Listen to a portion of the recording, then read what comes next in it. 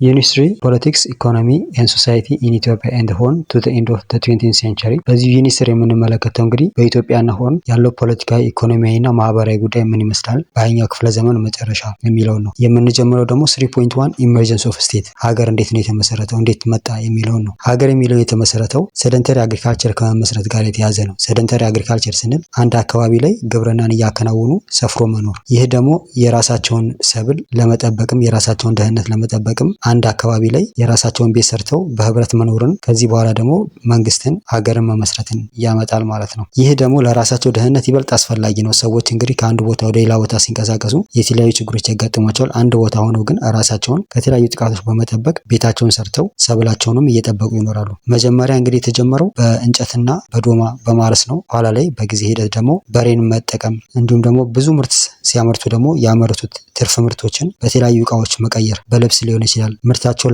ለማሳደግ ደግሞ በሚጠቅማቸው በተለያዩ ቁሳቁሶች በመቀየር ህይወታቸውን እየገፉ እንዲመጡ አድርጓል። የግብርና ምርት እየጨመረ ሲሄድ ትርፍ የሆኑ ምርቶችን ደግሞ ከአንዱ አካባቢ ወደ ሌላ አካባቢ ሄደው የሚሸጡ ነጋዴዎች ተፈጥረዋል። ስለዚህ ነጋዴዎች ሲፈጠሩ ደግሞ ሁለት መደብ እንዲፈጠሩ ነው ማለት ወይም ደግሞ የመደብ ልዩነት እንዲመጣ አድርጓል። ገበሬውና ነጋዴው ማለት ነው። የመደብ ልዩነት ደግሞ መንግስት እንዲፈጠር አድርጓል። ወይ ደግሞ ስቴትን አንድ አካባቢ ያሉ ማህበረሰቦችን የሚመራ አካል ተፈጥሯል ማለት ነው። ስቴት የምንለው አውቶኖመስ ወይም ደግሞ ነፃ ሆኖ የተመሰረተ የፖለቲካ አካል ነው። ይህ ደግሞ በውስጡ ፖፑሌሽን፣ ቴሪተሪ፣ ሶቨሬኒቲ እና ገቨርንመንት የሚባሉ ኤሌመንቶችን የያዘ ነው ማለት ነው። ስቴት የምንለው ወይም ሀገር የምንለው የተለያዩ አካባቢዎች ላይ በዓለም ላይ በራሳቸው መንገድ እንዲፈጠሩ ሆነዋል ማለት ነው። አንዳንድ አካባቢ ባለው ምቹ ሁኔታ በፍጥነት እንዲመሰረት ሆኗል። ሌላ አካባቢ ቀስ ብሎ እንዲከተል አድርጓል። ለማንኛውም ግን ስቴት አውቶኖመስ የሆነ ፖለቲካል ዩኒት ነው። በራሳቸው ዝግመተ ለውጥ የተመሰረቱ ናቸው ማለት ነው። ሂደት አለው እንዲመሰረት። ቅድም እንዳልነው የአግሪካልቸር መጀመር፣ የክላስ ወይም የመደብ መምጣት ስቴትን ፎርም እንዲደረግ ያደርጋል። የመጀመሪያዎቹ ስቴቶች ቴዎክራቲክ ናቸው። ቴዎክራቲክ የምንለው በቄሶች ወይም ደግሞ በሃይማኖት አባቶች የሚመሩ ማለታችን ነው። በጊዜ ሂደት ግን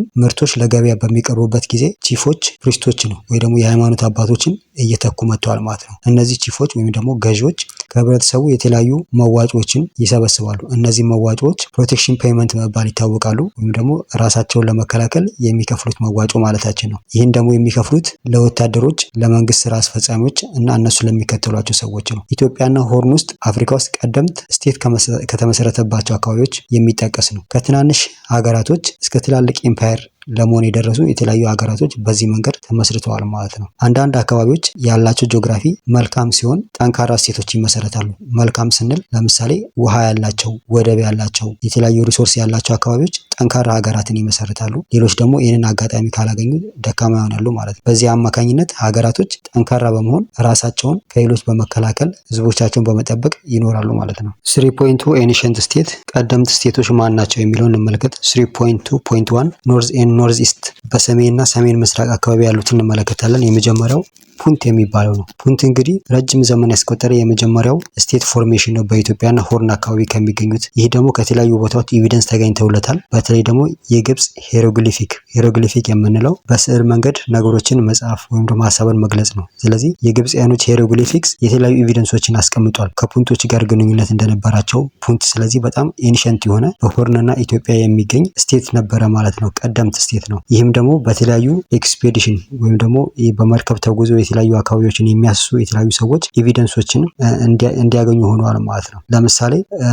ሳሁሬ የሚባል ፈርዖን ከ2743 እስከ 2731 ኢየሱስ ክርስቶስ ከመወለዱ በፊት የገዛ ፈርዖን ወደ ፑንት ሰዎችን ልኮ ዕጣን፣ ከርቤ እንዲሁም ደግሞ ኤሌክትረም የወርቅና የብር ቅይጥ የሆነ ኤሌክትረም ወይም አሎይ እንዲያመጡለት አድርጓል። ከዚህም በተጨማሪ ደግሞ አይሲስ የሚባል ደግሞ ፈርዖን ወደ ፑንት ልኮ ድንክዮችን ወይም ደግሞ በቁመታቸው አጫጭር የሆኑ ዷርፍ የሆኑት ሰዎችን ወደ እሱ አካባቢ አምጥቶ ለዳንሰኝነት ይጠቀም እንደነበረ ማስረጃዎች አሉ። ስለ ፑንት አስተዳደርና ስለ ፑንት ሀገር ወይም ስቴት ይበልጡኑ ተብራርቶ የተገለጸው በግብፃዊቷ ንግስት ሐሱብሸት በምትባለው ከ1490 እስከ 1468 ቢፎር ክራይስት ወይም ከኢየሱስ ክርስቶስ በፊት ትመራ በነበረችው ንግስት ነው። ይቺ ንግስት ከፑንት ጋር የነበራት ግንኙነት ምን እንደነበረ ዶክመንት በመካነ መቃብር ዲር ኤል ባህሪ በሚባለው ቦታ ላይ ተጽፎ የተገኘ አለ። ይቺ ንግስት እንግዲህ ከኑቢያ የመጣ ጥቁር ካፒቴን ናሻይስ በሚባለው የተመራ የተለያዩ ሰዎችን የያዘ መልእክተኞችን ወደ ፑንት ልካ ፑንት ደግሞ የእሷ መልእክት ተቀባይነት አግኝቷል። በተለይ ደግሞ በፑንቱ መሪ ንጉስ ፐርሁ እንዲሁም ደግሞ በሱ ሚስት አቲ በልጆቹ እና እዛ አካባቢ በሚኖሩ ሰዎች የዚች ንግስት መልእክትና የእሷ ጥያቄ ተቀባይነት አግኝቶ የተለያዩ እቃዎችን በ5 መርከቦች ከፑንት ወደ ግብጽ እንዲሄዱ ሆኗል። ከሄዱ የተለያዩ ነገሮች መካከል ለምሳሌ እጣን፣ የተለያዩ ቁሳቁሶች ለምሳሌ የዝሆን ጥርስ፣ የነብር ቆዳ፣ ነብር፣ ዝንጀሮ፣ ጦጣ፣ ሰው፣ ቀጭን የመሳሰሉትን ከፑንት ወደ ግብጽ ይዘው ሄደው ነበር። ሀትሰፕሱት ከፑንት ያመጣችውን የተለያዩ እቃዎች ለምታመልከው አምላክ አሙን ለሚባለው ስጦታ ታቀርባለች ወይ ደግሞ መስዋዕት ታቀርባለች ማለት ነው። ስለዚህ ፑንት ለጣዖታቸው የሚያቀርቡትን የተለያዩ እቃዎችን ስለሚያቀርቡበት ዲቫይን ኦር ጎስት ላንድ በመባል ትታወቃለች ማለት ነው። ከፑንት የተለያዩ ወርቅን ጨምሮ ብረት፣ መዳብ፣ ብር፣ የተለያዩ እንስሳቶችን በሬዎችን፣ ላሞችን እንዲሁም ደግሞ ለሕክምና የሚያገለግሉ የተለያዩ እጽዋቶችን ከፑንት ያመጣሉ። ከግብጽ ደግሞ የተለያዩ ለማረሻ የሚጠቅሟቸውን መሳሪያዎች፣ መቆፈሪያዎች፣ ጦር፣ ቢላዋ፣ የእጅ ቀለበት፣ የአንባር፣ የአንገት የመሳሰሉ ማጌጫዎችን፣ ልብስን ጨምሮ ከዚያ ያመጣሉ። በዚህ አይነት መልኩ እንግዲህ ግንኙነት ነበራቸው ማለት ነው ከግብጾች ጋር። ተመራማሪዎች ፑንት የቱ ጋር ነው የሚለውን ስምምነት ላይ አልደረሱም። አንዳንዶች ሶማሌ ነው፣ ኖርዝ ኢስተርን ሶማሌ ነው ያለው ይላል። ሌሎቹ ደግሞ ኖርዝ ኢስት ኢትዮጵያ ነው የምትገኘው ይላሉ። ምክንያቱም ጎልድ፣ ኢቦኒና ሞንኪ እዚህ አካባቢ ተከማችተው ስለሚገኙ። ሰሜን ምስራቅ ኢትዮጵያ ነው ያለው ፑንት ብለው የሚናገሩት የሚጠቅሱት ምንድነው? ግብጽ በዛ ጊዜ ጠንካራ ኃይል አልነበራትም። ባብኤል መንደብ የሚባለውን ገልፍ ኦፍ ኤደን እና ኢንዲያን ኦሽን አካባቢ የሚደርስ ያን ያህል የሚያካልል ጠንካራ ኃይል የላትም። ስለዚህ ግንኙነቱ ሰሜናዊ ከነበረው የኢትዮጵያ ክፍል ጋር ነው ፑንት የምትባለው እዛ አካባቢ ነው ያለችው የሚል ነው። ይህም ደግሞ ስዋኪም ወይ ደግሞ ማሳዋ እስከ ባብኤል መንደብ እና እስከ ኬፕ ጋርዱፉ የሚደርሰውን አካባቢ ያካለለ ነው ይላሉ። ቢ ዳማት ኤንድ አዘር ካልቸራል ሴንተርስ ኢን ኖርዘርን ኢትዮጵያ ኤንድ ኤሪትሪያ። ስለዚህ ስለ ዳማትና ሰሜን ኢትዮጵያና ኤርትራ አካባቢ ስለነበሩ የባህል ማዕከሎችን እናያለን። ዳማት የምትባለው እንግዲህ ከአክሱም ደቡባዊ አካባቢ የሚገኝ ካልቸራል ሴንተር ነው። የዳማት ንጉስ በ5ኛው ክፍለ ዘመን ኢየሱስ ክርስቶስ ከመወለዱ በፊት በዛ ዘመን የፖለቲካና ሪሊጂየስ ታይትል አለው። ይህ ምኩራብ በመባል ይታወቃል። ዳማት እንግዲህ የሚታወቀው በብዛት በጣዖት አምላኪነት ነው። የተለያዩ የሚመለኩ ጣዖቶች አሉ ወይም አማልክቶች አሉ። ዋናው አልማህቃ የሚባለው ነው። አልማህቃ የሚባለው ደግሞ ፕሪንሲፓል ጋድ ወይም ደግሞ ዋናው ጣዖት ለማለት ነው። ሌላኛው አስቴር ይባላል፣ ቬነስ ጋድ። እንዲሁም ደግሞ ናውራን የሚባለው ደግሞ የብርሃን ጋድ፣ ሻምሲ የሚባለው ደግሞ የፀሐይ ጋድ፣ ሲን የሚባለው ደግሞ የጨረቃ ጋድ ነው። እዚህ አካባቢ እንግዲህ ከአክሱም ስልጣኔ በፊት የነበረ በተለያዩ አምልኮ የሚገኙ የተለያዩ ባህላቶች ያሏቸው ናቸው። በዚህ ዘመን አካባቢ ደግሞ በተመሳሳይ ደቡባዊ አረቢያ ውስጥም እንደዚህ አይነት የተለያዩ አምልኮቶች ይከተሉ እንደነበረ ነው የሚያሳየው። ቢ ዳማት ኤንድ አዘር ካልቸራል ሴንተርስ ኢን ኖርዘርን ኢትዮጵያ ኤንድ ኤሪትሪያ።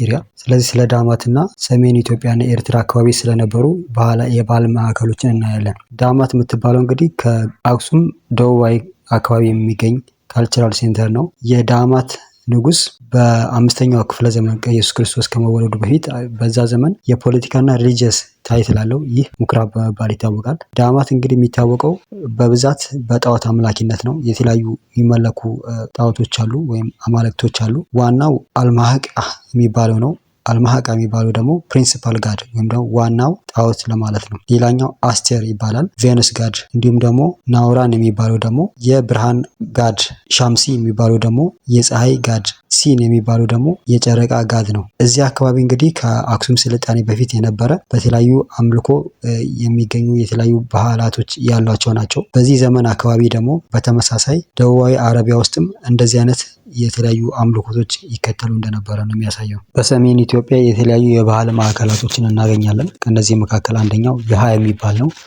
ይሃ ከአክሱም 300 ኪሎ ሜትር ኖርዝ ኢስት ላይ ወይም ደግሞ ሰሜን ምስራቅ ላይ የሚገኝ ነው። ካሉት የባህል ማዕከሎችም ጥንታዊ የሚባል ነው። ይህም የመጣው ከ1000 ዓመተ ምህረት ቢፎር ክራይስት የተገኘ ነው ማለት ነው። ይሃ የሚባለው አካባቢ የሳውዝ አረቢያ ነጋዴዎች የተለያዩ ምርቶችን ገዝተው የሚያከማቹበት ነው። ለምሳሌ እንደ ዝሆን ጥርስ፣ አውራሪስ እና የተለያዩ እንስሳቶችን ገዝተው እዛ ስቶር የሚያደርጉበት ቦታ ነው። ይህ እንግዲህ ከፍተኛ የሆነ ፕሮስፔሪቲ ወይም ደግሞ ከፍተኛ የሆነ ጸጋና ትልቅ ቦታ ላይ የደረሰው ከ750 እስከ 500 ቢፎር ክራይስት እንደሆነ ይታወቃል። አሁንም ድረስ የተለያዩ አካባቢ የወዳደቁ ፍርስራሾችን ማግኘት ይቻላል። ሌላኛው ሐውልቲ ማሌዞ የሚባለው ነው። ይህ ደግሞ ከአክሱም ደቡብ ምስራቅ ላይ የሚገኝ ነው። የተለያዩ የቤተ መቅደስ ፍርስራሾች በተለያዩ የእንስሳት ስዕላቶች የተሳሉ ይገኛሉ። ይህን የሚናገሩ ማለት ነው። አዲስ ሰገልምኒ ከአክሱም 10 ኪሎ ሜትር ደቡብ ምዕራብ ላይ የሚገኝ ሲሆን ድንጋዮች የሚመጡበት ቦታ ነው። እንዲሁም የድንጋይ ላይ ጽሑፍ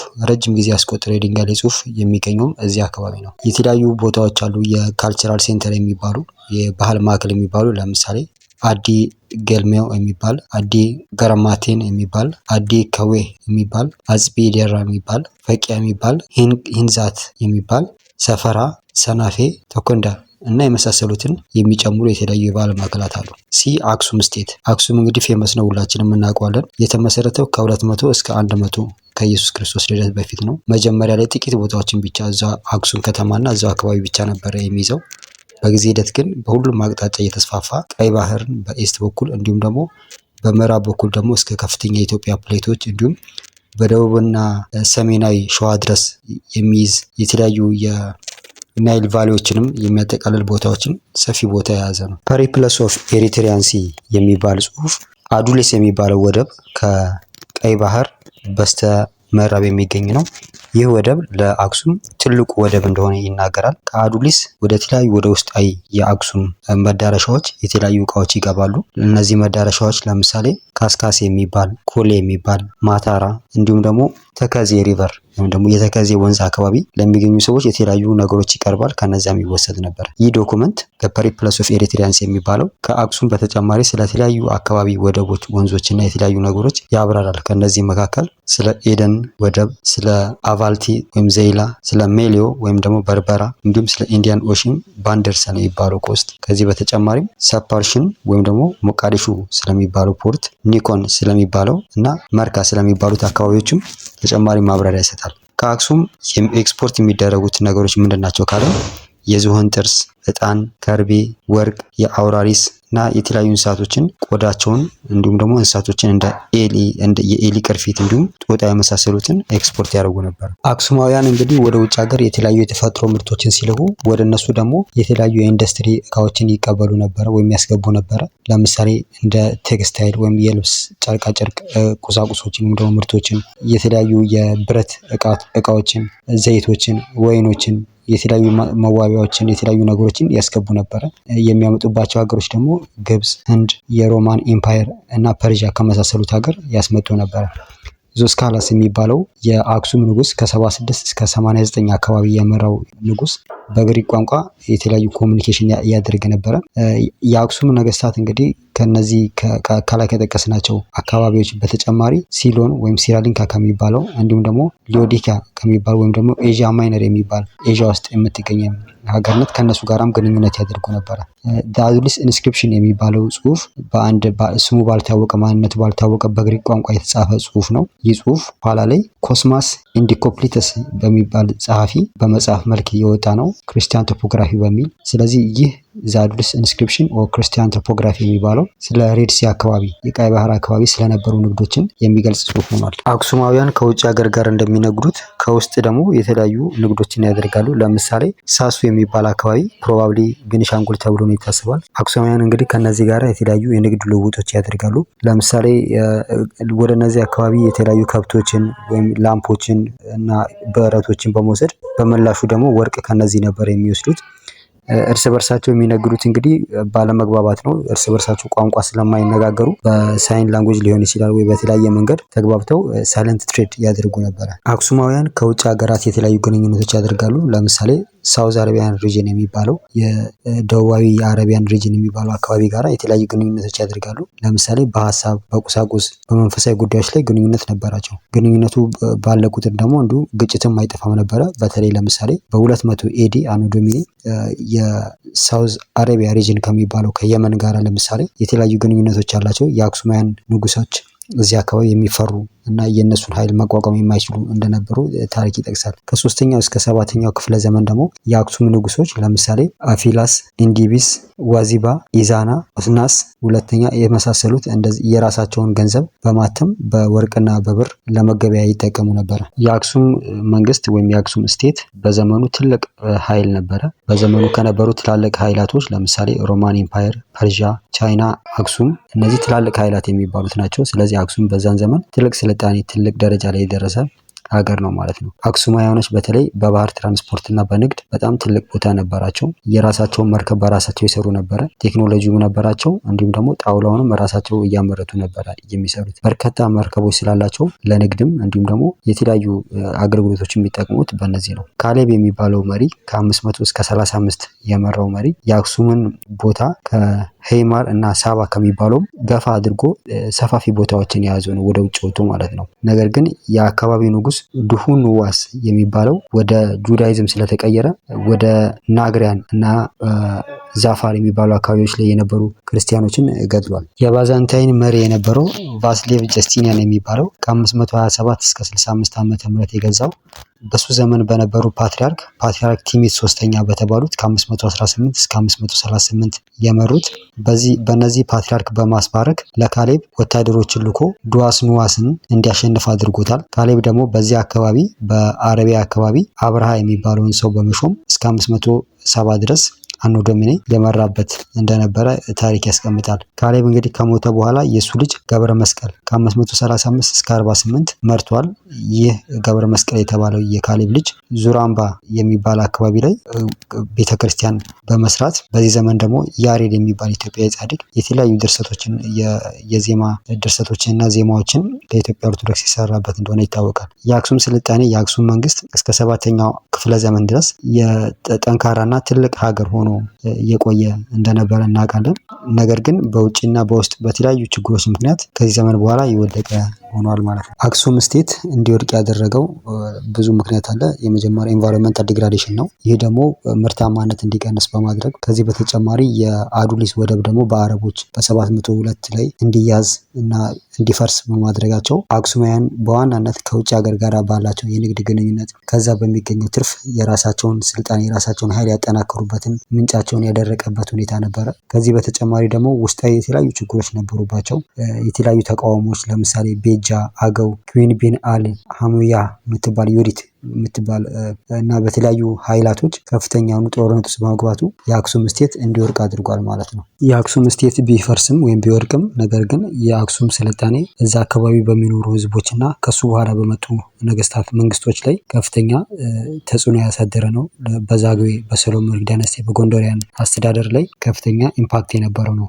በተለይ ደግሞ በሰብሳሃራን አፍሪካ ላይ ትላልቅ ተጽዕኖችን ያሳደረ ነው ወይም ደግሞ አዳዲስ ክስተቶችን ይዞ የመጣ ነው። ለምሳሌ የጽሁፍ ቋንቋን ከአክሱማይት ክፍለ ዘመን የተገኘ ነው። እንዲሁም ደግሞ ካሌንደር ኢትዮጵያ ብቻ ናት የምትጠቀመው፣ በዛ ጊዜ የተገኘ ነው። እንዲሁም የኦርቶዶክስ ተዋሕዶ ቤተክርስቲያን የምትጠቀማቸው ዜማዎች፣ መዝሙሮች በዛ ጊዜ የተዋወቀ ነው። የተለያዩ የአሳሳል አይነቶች በዛ ጊዜ የመጣ ነው። ከዚህም በተጨማሪ የከተማ እንዲሁም ደግሞ የተለያዩ ቢልዲንጎችን የተለያዩ አይነት ሐውልቶችን የመሳሰሉትን በዛ ጊዜ የተዋወቁ ናቸው። ከዚህ በተጨማሪ ደግሞ የመንግስት አስተዳደርን በግብርና ላይ ደግሞ የኢሪጌሽን ወይ ደግሞ የመስኖ አተራረስን በዛ ጊዜ የተዋወቀ ነው።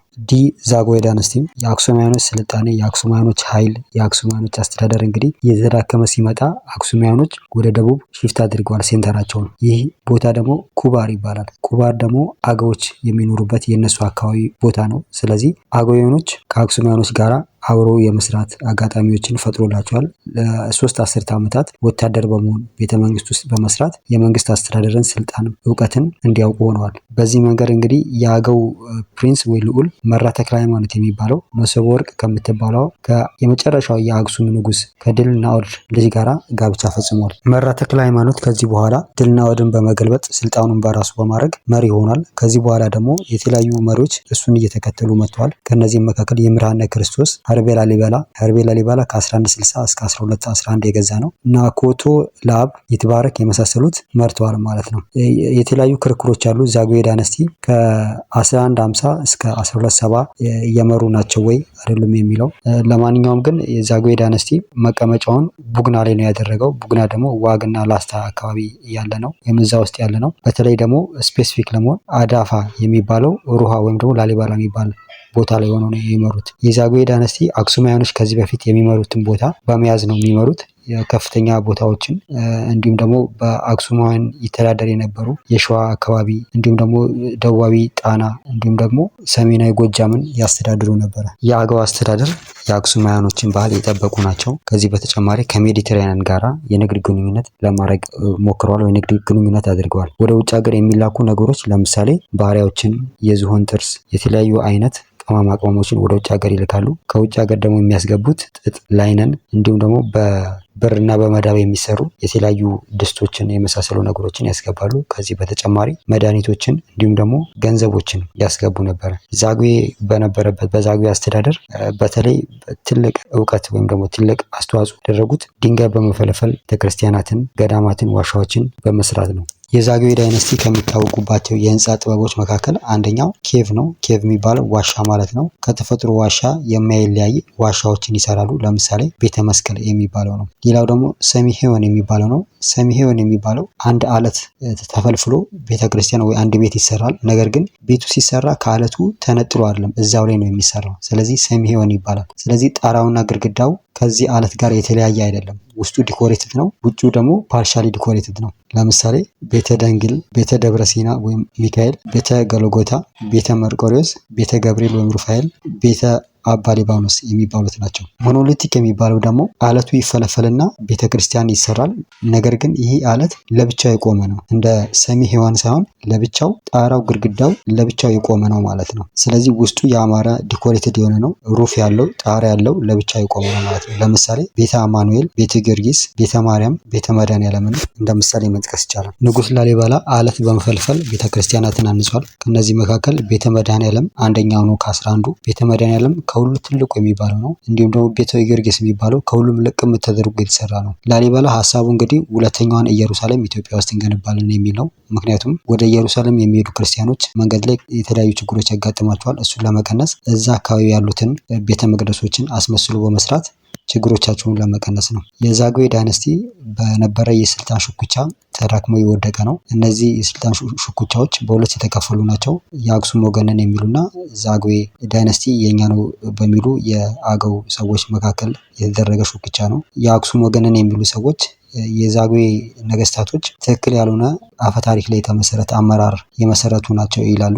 ይህ የአፈታሪክ የንግስተ ሳባ ከንጉስ ሰለሞን ጋር በነበረ ግንኙነት ነገስታትን ወይም የንጉስን ማዕረግ ወደ ኢትዮጵያ ይዛ በመምጣት በሱ ላይ የተመሰረተ ነው የኛ አመራር የሚለው ትክክል አይደለም በሚለው የተጣሉና የተዳከመ ነው ማለት ነው። ትክክለኛ ያልሆነ አፈታሪክ የተመሰረተው ክብረ ነገስት ላይ ወይም ደግሞ ግሎሪ ኦፍ ኪንግ የሚባለው ነው። ይህ ክብረ ነገስት ከኮፕቲክ ወደ አረብ፣ ከአረብ ወደ ግዕዝ የተተረጎመ ነው። እነዚህ የአክሱም መንግስት ለመመስረት የሚታገሉት ኃይላቶች የሚሉት ምንድነው? የሶሎሞኒክ ዳይነስቲ ወይም የሶሎሞናዊ አመራር አክሱምን ይመራ ነበረ። ነገር ግን ትክክለኛ ያልሆነ አፈታሪክ ይዘው ይህንን አመራር ያዳከሙትና እንዲወርድ ያደረጉት የዛጉዌ አመራሮች ናቸው የሚሉ ናቸው። ይኩኖ አምላክ የሚባለው ከ1270 እስከ 1285 የመራው ከመጨረሻው የአክሱም መሪ ድልናኦድ የዘር ሐረግ የሚመዘዝ ያለው ይህ መሪ ከመጨረሻው የዛጉዌ ዳይነስቲ መሪ ጋራ ይትባረክ ከሚባለው ጋራ ጦርነት አድርጎ በማሸነፉ የሶሎሞኒክ ዳይነስቲ ወይም የሶሎሞናዊ አገዛዝን ድጋሚ መመስረት ችሏል።